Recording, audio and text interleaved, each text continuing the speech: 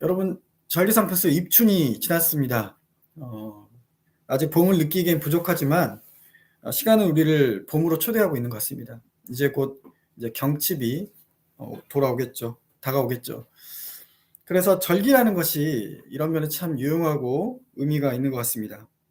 지금은 저희가 농사가 주업이 아니지만 농사를 주업보다는 주업으로 하는 시대에서는 아마 이 절기가 굉장히 중요했을 것입니다.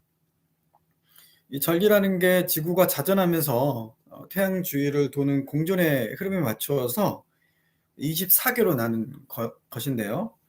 계절이 언제 바뀌고 또 그리고 해가 언제 길고 언제 짧은지 그리고 언제 추수하고 언제 파종을 해야 되는지를 이 절기를 통해서 결정할 수 있었습니다. 기독교에도 절기가 있죠. 일반적으로 일반 절기가 태양을 중심으로 이렇게 절기가 생성되었듯이 기독교에 있는 절기들도 예수님을 중심으로 절기도 형성되었습니다. 크게 6개 절기가 기독교 안에 있습니다. 대림절기, 성탄절기, 주연절기, 사순절기, 부활절기, 성령강림절기입니다. 그래서 우리가 부활절 혹은 부활절, 성탄절 이렇게 저희가 하루 한 일로 이렇게 생각하는 경우가 있는데요. 절기적으로 보면은 성탄 후 첫째 주일, 성탄 후 둘째 주일 이렇게 표시가 되어 있거든요.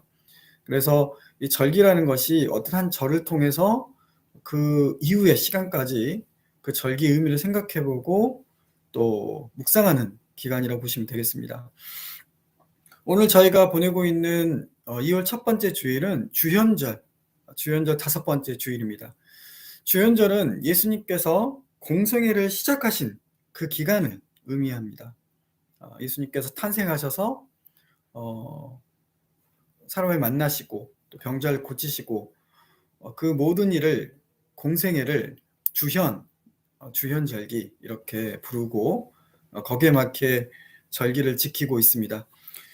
특별히 오늘 예수님께서 하신 공생애 사역 중에 하나가 바로 제자를 부르신 일이었습니다.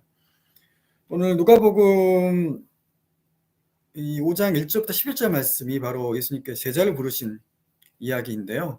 저는 본문을 묵상하면서 4절에 나와 있는 깊은 데로 가서라는 구절이 제 마음속에 다가왔습니다. 본문 내용을 뒤에서 말씀드리겠지만 베드로가 자신이 누군지를 경험하고 또 예수님의 제자로 살아가기로 결정한 아주 중요한 사건이 바로 깊은 데로 가서 그물을 던진 사건이었습니다. 갈릴리 바다에서 예수님께서 제자를 부르신 이야기가 공관복음, 마태마가, 누가복음에는 다 나와 있습니다. 마태복음과 마가복음은 거의 동일한 이야기라고 보시면 됩니다. 심지어 길이까지도 같고요. 등장하는 이름, 베드로, 안드레, 야고보, 요한 이렇게 4명의 이름이 등장합니다. 그리고 예수님께서 말미에 나를 따라오너라 라고 말씀하신 그 부르심이 공통적으로 등장합니다.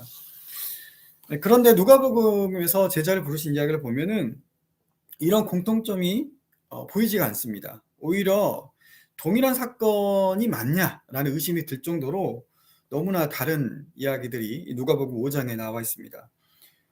결정적으로 그물을 정리하던 베드로에게 깊은 데로 가서 다시 그물을 내려라, 물고기를 잡아라라는 예수님의 명령과 또 그리고 베드로의 회개가 누가복음에만 등장하고요.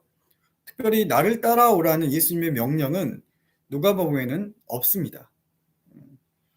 그리고 제자를 부르시는 이야기 위치가 마태, 마가복음과 누가복음이 좀 다릅니다. 마가복음과 마태복음에서는 예수님께서 광야에서 40일 동안 기도하신 후에 세례 요한이 옥에 갇힌다는 이야기를 듣고 나서 공생애를 시작하십니다. 그 공생의 시작은 베드로, 안드레, 야고보, 요한 이렇게 베드로, 예수님이 4명을 부르는 것으로 시작을 합니다. 반면에 누가복음에서는 갈릴리에서 바로 사역을 하시고 그리고 나사렛 회당에서 이사야의 희년선언을 하시고 또 마을 사람의 배척을 받으신 다음에 이 가버나움 지역에서 이런 회당을 돌아다니면서 복음 사역을 이미 예수님께서 진행을 하십니다. 그런 다음에 제자를 부르시는 것이죠. 그래서 연구가들은 예수님께서 제자들 부르시기 위해 많은 사람과 접촉하고 있었고, 이제 그 관점에서 보면 오늘 본문 말씀은 주님의 제자가 되는 길을 말해주고 있다고 말하고 있습니다. 즉, 이 베드로 이야기를 통해서 예수님께서는 제자의 도를 얘기하고 계시는 거고요. 특별히 깊은 데로 가서 그물을 던지는 행위, 그 주님의 명령이 바로 주님이 바로 제자로서의 부르심, 제자로서의 초대라고 볼 수가 있는 것입니다. 이제 본문으로 한번 깊게 더 들어가 보겠습니다. 예수님께서 게네사렛 호숫가, 즉 갈릴리 호숫가죠. 그 호숫가에서 말씀을 전하실 때 예수님은 베드로를 보고 있었습니다. 오늘 본문 2절 말씀에 보면 베드로는 밤새 허탕을 치고 그물을 정리하고 있었습니다. 예수님께서는 그 모습을 찬찬히 보고 계셨어요.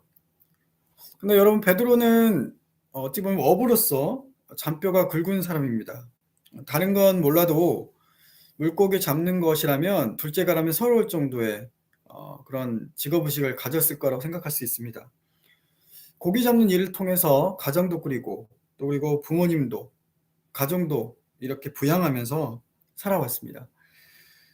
그러니 이 어부 일은, 고기 잡는 일은 그의 삶을 유지하고 지켜내고 일궈가는 근거로서 바로 자기 전적인 능력이 담아있는 것이 바로 이 어부였습니다. 그런데 이 고기 잡는 능력, 이 어부로서의 기능을 베드로가 그 하루는 상실하고 말았습니다. 그 자신이 했던 그 경험, 자신이 고기 잡기 위해서 노력했던 그 수고가 한순간에 무능함으로 또 무력함으로 다가왔을 것입니다. 3절에서 예수님이 베드로의 배를 빌려서 우리에게 가르치신 다음에 말씀을 마치시고 베드로에게 명령을 하시죠. 바로 깊은 데로 가서 그물을 내려 물고기를 잡으라는 명령이었습니다. 밤새 수고한 베드로가 갈릴리 바다에서 그물을 내리지 않는 곳이 있었겠습니까? 아마도 베드로는 갈릴리 호숫가 전체를 돌아다니면서 물고기를 잡기 위해서 무진장 애를 썼을 것입니다. 밤새 수고하며 거기서 아무 소득도 갖지 못하고 돌아온 베드로에게 예수님께서는 다시 한번 나가서 그물을 던지라고 이야기하고 있습니다. 자신이 실패한 그곳, 자신의 무능력과 자신의 무력함을 발견했던 그곳, 그런 일상에 예수님께서는 다시 한번 베드로를 초대하고 계신 것입니다. 저라면 좀 핑계를 댈 것 같아요. 밤새 수고를 했고 그물도 정리한 마당인데 몸도 피곤하고 마음도 힘들었을 그 시기에서 예수님께 다시 한번 나가라는 그 말씀이 사실 곱깝지 않게 들렸을 것 같습니다.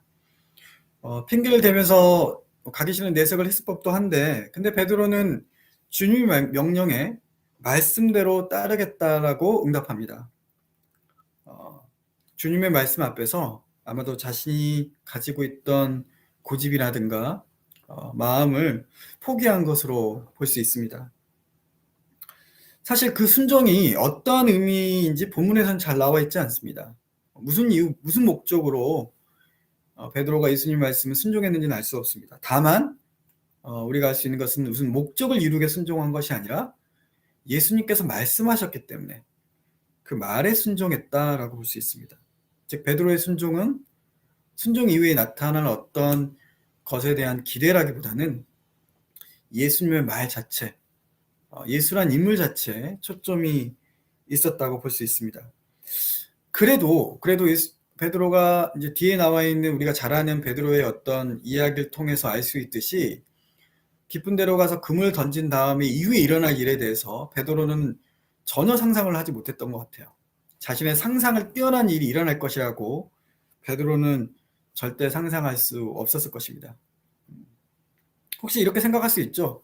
깊은 데로 가서 금을 던지라는 예수님의 말씀 듣고 금을 던졌는데 아무것도 잡히지 않았다. 결국 내 생각과 내 경험이 맞았다라고 베드로는 생각할 수 있었겠죠. 하지만 베드로의 그런 생각과 경험은 오늘 본문에서는 나타나 있지 않습니다. 우리가 잘 알다시피 밤새도록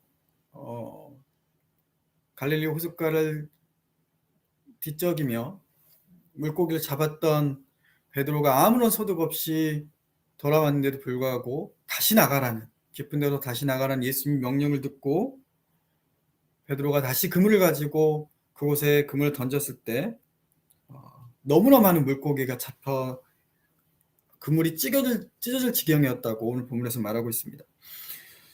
주변에 머물던 동료들의 배까지 동원해야 할 만큼 엄청난 양의 물고기를 베드로는 잡게 되었습니다.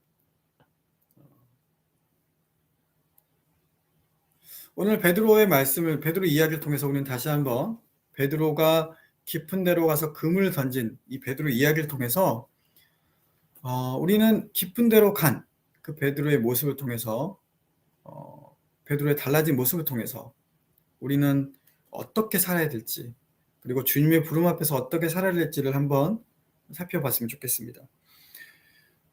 베드로는 자신의 많은 양의 고기를 수확한 다음에 그 놀라운 능력이 일어난 현장에서 그 능력을 부어주신 그 사람에게 초점을 맞춥니다.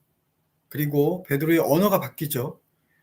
베드로는 이전에 예수님을 선생님이라고 불렀지만 깊은 데로 가서 금을 던진 이후 베드로는 예수님을 주님이라고 고백을 합니다. 사실 베드로와 예수님은 이미 알고 있었던 사이였습니다. 처음 본 베드로에게 예수님이 배를 빌린 것도 아니고 또 베드로도 일면식이 없는 예수님의 말에 순종한 것도 아니었습니다.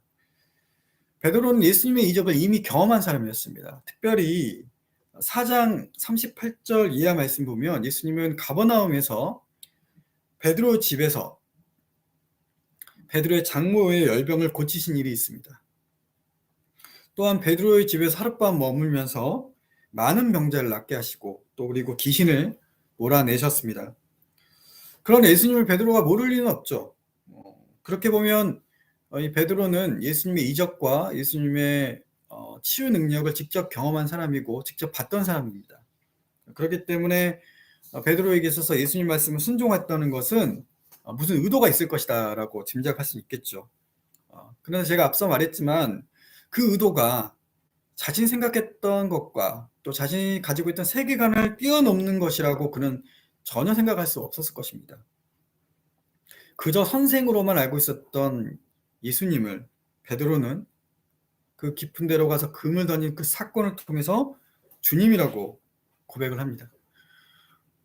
그리고 베드로는 예수님께 엎드려 나를 떠나달라라고 청합니다. 그런데 이런 반응은 지금까지 예수님을 만났던 사람과는 전혀 다른 반응이었습니다. 누가복음 4장 23절 말씀을 보면 예수님께서 나사렛에 가셨을 때 사람들이 이적을 행하라 라고 요구합니다. 그리고 이적을 본 무리들은 예수님이 떠나가지 못하도록 붙잡았습니다. 그리고 이후에 많은 사람들이 예수님에게 몰려들었습니다. 이에 반해서 베드로는 예수님에게 나를 떠나달라라고 간청합니다. 단 한 번의 그무질로 배를 가득 채우게 만드는 능력은 어부인 베드로에게 가장 절실한 능력, 가장 필요한 힘이었을 것입니다. 이런 신통력을 가진 예수님을 오래 옆에 둘 수만 있다면 어부로서 성공하는 자신을 볼 수 있었을 것입니다. 또 그리고 부자가 되는 일도 쉬운 일이었을 것입니다. 우리가 예수님께 다가오고 또 예수님을 붙잡아 두려는 이유는 여기 있었습니다. 예수님을 통해서, 예수님이 가진 그 능력을 통해서 자신이 얻고자 하는 것이 분명히 있었기 때문입니다.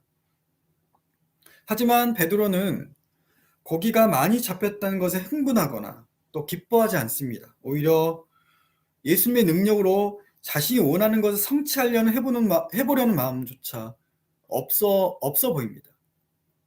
오히려 베드로는 예수님께 나를 떠나달라 부탁입니다 라고 간청을 합니다. 이유는 바로 자신이 죄인임을 통감했기 때문입니다. 베드로의 관심사는 기적이 아니라 바로 자신 앞에 서 있는 예수님에 대한 정체입니다. 베드로는 깊은 데로 가서 그물을 던지라는 예수님의 명령을 통해서 바로 예수가 어떤 분임을 깨달았습니다. 그 결과를 가지고 많은 양의 물고기를 수확한 것으로 예수님이 어떤 분이시나라는 것을 안 것이 아니라 바로 예수님께서 하신 일을 통해서 그 물고기가 아니라 바로 그 능력을 베푸시니 바로 거룩한 분이 바로 내 앞에 계시다라는 것을 베드로는 알게 된 것이죠. 독일 종교 철학자 루돌프 오토는 성스러움의 속성에 대해서 두 가지를 얘기하고 있는데, 첫 번째는 두려움이고 두 번째는 매력적이라는 것입니다. 매혹적입니다. 근데 이 두렵고 매혹적이라는 것이 바로 신비를 통해서 드러난다고 해요. 그래서 루돌프 오토는 이 성스러운 것이 바로 신비라고 말하고 있습니다. 이 신비 안에는 바로 두려움과 존경하는 마음, 그리고 사랑하는 마음, 매혹적인 것이 들어가 있는 것입니다. 이런 신비를 경험한 사람들은 자신의 존재, 자신이 부족한 존재라는 것, 그리고 자신이 약한 존재, 작은 존재라는 것, 그리고 자신이 가난한 자임을 알게 됩니다. 오늘 본문에서 죄인이라고 그것을 표현하고 있죠. 그러니까 여기서 말한 죄인은 어떤 도덕적이고 윤리적인 죄를 지은 것이라기보다는 어떤 자신의 생각과 세계관을 뛰어넘는 신비를 경험한 자기 고백이라고 봐야 할 것입니다. 이 같은 장면들이 성서에는 여러 번 등장합니다. 불타는 떨기나무에서 임하신 하나님 뵙기를 두려워한, 그래서 얼굴 가린 모세가 그렇고요. 성전에서 천상의 일을 보게 됐을 때 나는 죽게 되었다라고 고백한 이사야, 그리고 자신의 고난이 바로 네가 지은 죄의 결과라고 말한 친구 앞에서 당당하게 아니라고 반문하지만 결국 하나님을 만나고 자신은 죄인이라고 고백한 욥, 이런 것들이 바로 모든 순간 신비적인 하나님을 만남을 통해서 자신의 약함, 자신이 죄인인 됨을 고백한 순간들이었습니다. 어쩌면 깊은 데로 가서 금을 던진 사람들의 모습은 바로 이렇게 자신이 부족한 존재, 내가 죄인이라는, 내가 가난한 자라는 그런 고백을 하는 것이 아닐까 생각해 봅니다. 그렇게 무릎을 꿇고 자신이 죄인이라고, 자신이 아무런 존재가 아님을 고백한 베드로에게 예수님은 첫 번째 제자로 그를 부르십니다. 그리고 예수님은 베드로에게 내가 후로는 사람을 취하리라 라고 말씀하십니다. 그리고 그 말씀을 통해서 베드로는 제자의 길을 따라가게 됩니다. 사람을 취하리라 라는 말은 이제 마태복음과 마가복음에서는 사람을 낚는 어부가 되리라 라는 말로 나와 있죠. 근데 여기서 취하다 라는 말은 살아있는 것, 그리고 붙잡다 라는 이 두 단어가 결합된 것입니다. 살아있는 이라는 단어와 붙잡다라는 두 단어가 이렇게 합성어된 단어죠. 그래서 말하자면 살리기 위해서 잡는다라는 것입니다. 하나님께 잡힌 사람은 영원한 생명을 누리기 때문에 베드로가 사람을 잡는 것은 진정한 생명을 위해서 사람을 취하는 것이라고 볼 수 있습니다. 여러분, 베드로는 예수님께 취함을 받은 사람입니다. 요새 말로 재밌는 표현으로 낚였다라는 표현 아시죠? 예수님께 낚인 사람 있죠. 이 낚임을 통해서 베드로는 생명을 얻게 되었습니다. 근데 여기서 놀라운 역설이 있죠.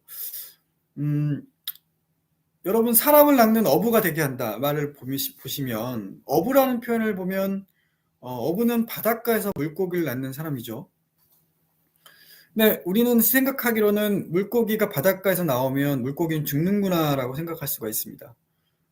그런 두려움이 있죠. 당연히 그렇게 생각할 것입니다. 그런데 여기서 표현에 나와 있는 것처럼 취한다는 말은 바로 살리기 위해서 잡는다는 것입니다. 사람을 낚는 어부가 되라는 말도 마찬가지입니다. 물고기가 바다를 떠나서, 물을 떠나서 살 수 없다는 것은 우리가 너무나 알고 있는 사실입니다. 그런데 하나님께서는 물고기가 살기 위해서는 그 물 밖으로 나와야 한다 라고 말하고 있는 것입니다. 여러분, 물고기가 가장 안전한 곳이 물속이죠. 오늘날로 따져보면 우리가 살고 있는 환경, 우리가 살고 있는 질서, 그것이 바로 우리들의 물속일 것입니다. 물속에 들어간 물고기는 물이 제공한 것으로 살아가고 있죠. 그런데 마찬가지로 우리가 물속에 살는 물고기처럼 우리들도 이 사회가 주는 시스템 가운데서 사회가 원하는 방향으로, 사회가 주는 질서대로 우리는 살아가고 있습니다. 그 질서가 다 유익한 건 아닙니다. 특별히 신자유주의가 팽배한 이 사회에서는 물질이 모든 것을 가능하게 만드는 시대라고 우리에게 말하고 있습니다. 그래서 더 가져야 되고 더 올라가야 된다라고 말하고 있습니다. 어느 정도의 물질은 필요하죠. 자족으로 하기 위해서 필요합니다. 그런데 오늘날 사회에서는 자족으로 끝이지 않고 더 많은 것을 가져야 한다고 우리를 부추기고 있습니다. 특별히 이런 사회에서 우리가 물 밖으로 물고기를 낚는 그 어부의 마음으로 본다면 이 사회에서 벗어나 하나님께로 낚임을 받는, 하나님의 치함을 받는, 그것이 바로 어떻게 보면 진정한 생명을 얻는 길이라고 볼 수 있겠습니다. 정말 역설적으로 들릴 수 있죠. 물속에 살던 물고기가 밖에 나오면 죽을 것 같이 느껴지지만 오히려 더 좋은 곳에서 생명을 연장할 수 있고 살 수 있다는 것으로 우리가 생각할 수 있다는 것입니다. 마찬가지로 세상 가운데 우리가 물이라고 여기고 있는 이 세상 가운데서 우리는 살고 있지만 결국은 우리는 이 세상에 살고 있으면서 죽어가는 것에 욕심을 내고 헛된 것에 우리의 욕망을 두며 살아가고 있습니다. 그런데 베드로가 말하는 것처럼, 베드로가 예수님께 치함을 받은 것처럼, 깊은 데로 가서 금을 던진 그 베드로가 예수님께 치함을 받은 것처럼, 죽음에서 생명으로 옮겨진 것처럼 베드로에게 예수님도 말씀하고 계십니다.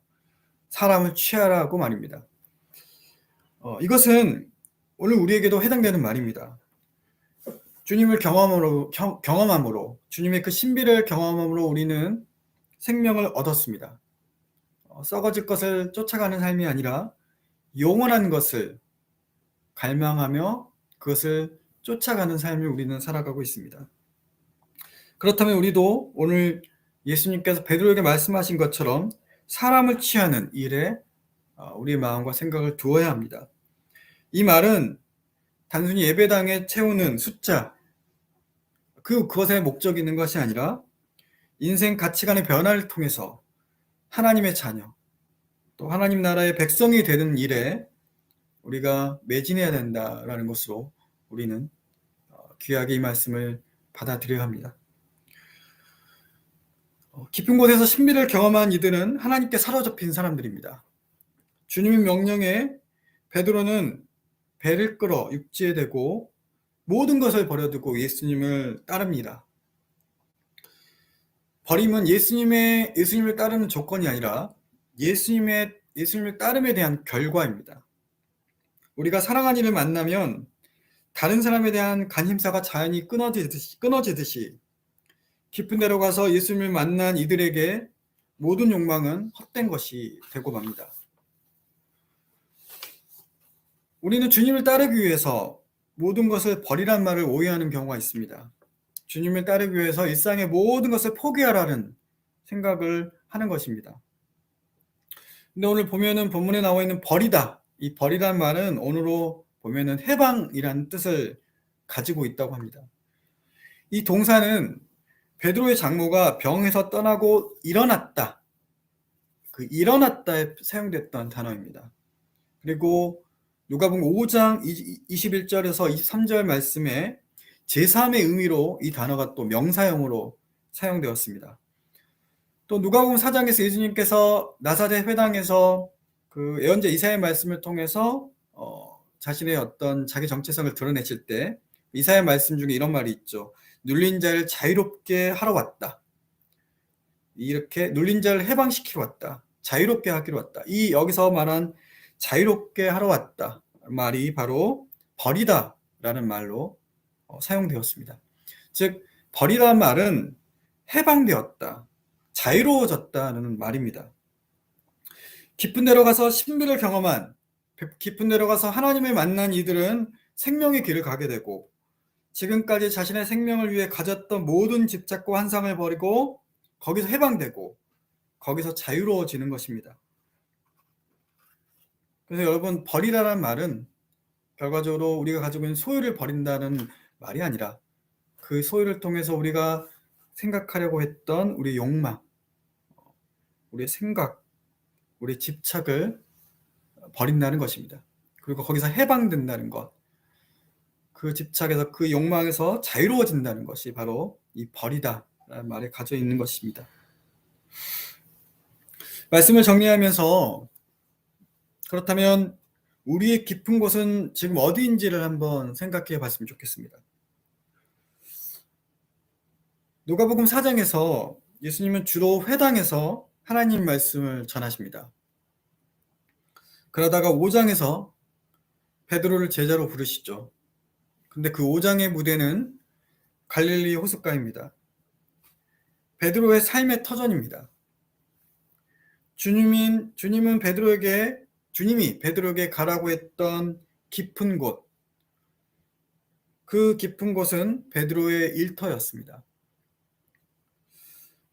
우리 이렇게 질문합니다. 주님 언제, 어디에서 우리를 만나 주십니까? 우리는 언제 주님의 신비로 들어갈 수 있습니까?